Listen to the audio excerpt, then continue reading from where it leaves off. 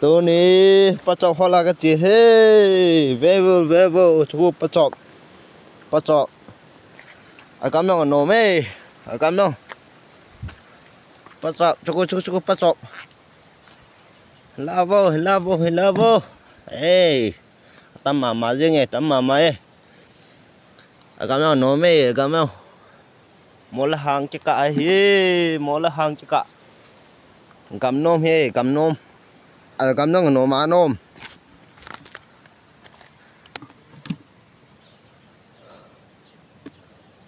à cầm nôm nó mấy chú bắt chọc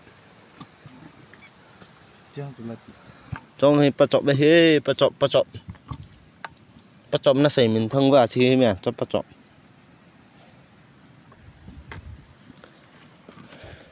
trong thì bắt chọc trong thì bắt chọc he bắt chọc tâm này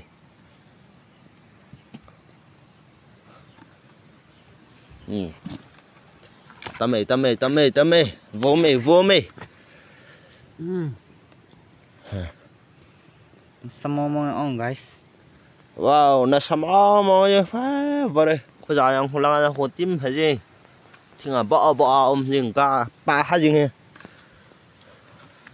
đây ông hiện bắt chọc pi hàng pi vỏ pi cắt nó mày yeah lên mau nó sama mà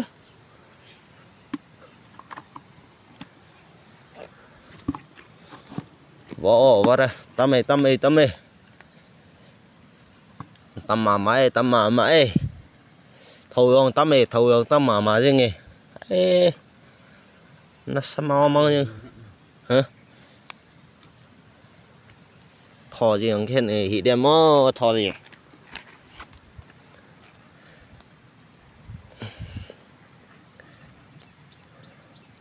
tâm mò nó sama mò như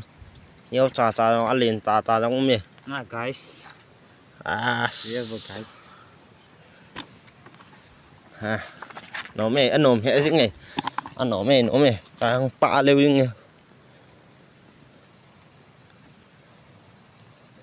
mẹ khăm sẽ nhưng ha nó sama mong nhưng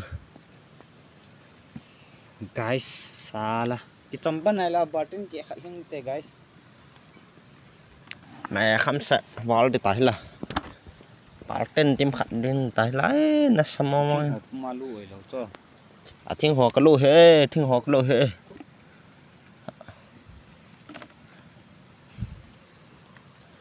nó sama mong nó sắp phát lên chứ là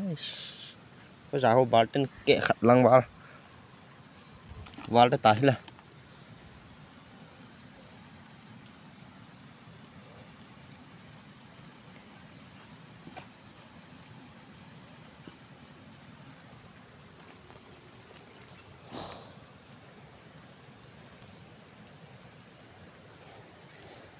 bắt chọc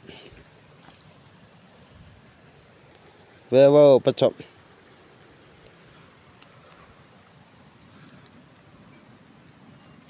Chỉ cần này cái hoa là chỉ rũ thôi. cái rũ đi chứ ai ha bắt chọc đồng có giỏ của mình không bảo tên xuống vào đó thì chẳng cho cần bỏ lên